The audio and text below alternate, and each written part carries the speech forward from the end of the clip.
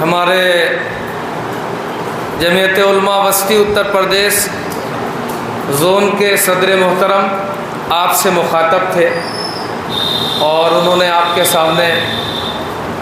قیمتی گفتگو فرمائی۔ آج کی ہماری اس نشست کا جو پروگرام تھا، ہم نے حضرت ناظم عمومی صاحب سے اور دیگر اپنے ساتھیوں سے مشورہ کر کے اسے ایک نشست کو تھوڑا طویل کر دیا، اور یہ بھی سوچا کہ ناشتہ جو تھا وہ تلا ہوا تھا تو تھوڑا وزنی ہوگا، چل جائے گا، تو اس لیے جو ہے زیادہ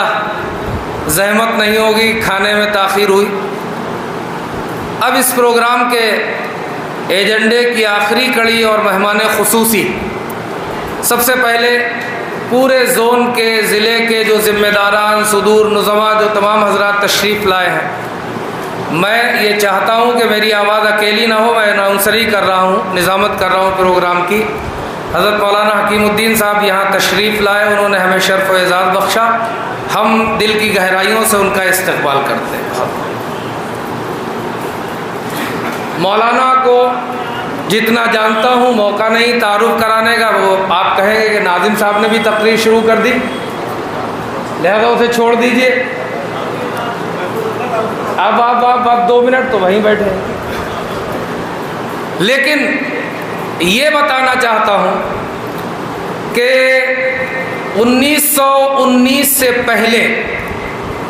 جب جمعیت علماء کا خواب دیکھ رہے تھے اکابرین، دیوبند کا قیام ہو چکا تھا 1857 کی ناکامی کے بعد،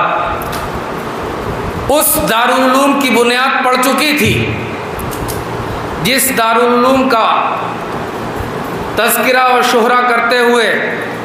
وہاں کا شاعر ایک حقیقت بیان کرتا ہے کہ 100 بار سنوارا ہے ہم نے اس ملک کے گیسوئے برہم کو،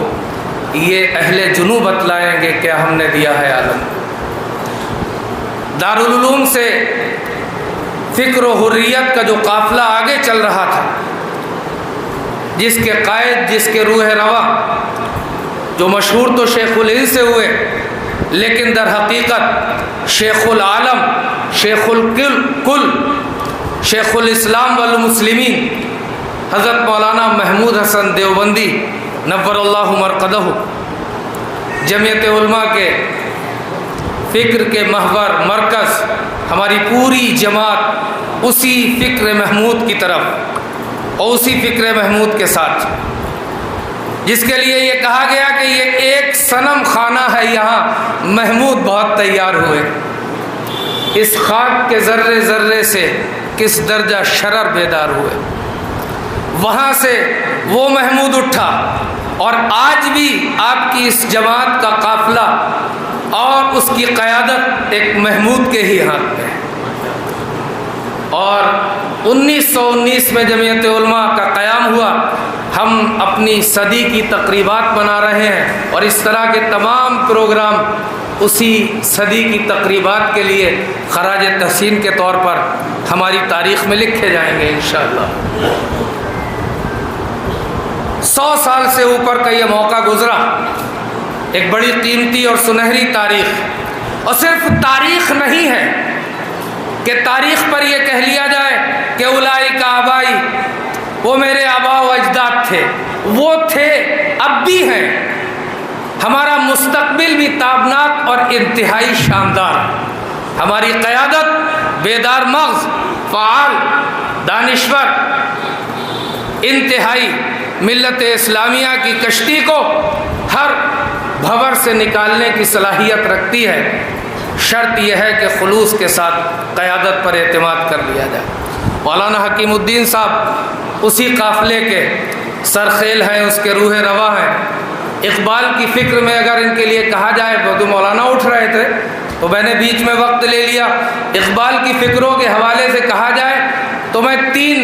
شعر پڑھتا ہوں علامہ اقبال کے، شاعر مشرق کے، جس کی شاعری اردو میں قرآن کہی جا سکتی ہے۔ علامہ اقبال نے کہا کہ یہ نغمہ فصل و گل و لالا کا نہیں محتاج، یہ نغمہ فصل و گل و لالا کا نہیں محتاج، بہار ہو کہ خزاں لا الہ الا اللہ۔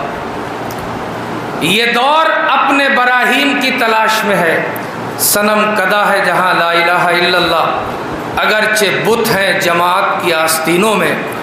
مجھے ہے حکم ازاں لا الہ الا اللہ۔ میں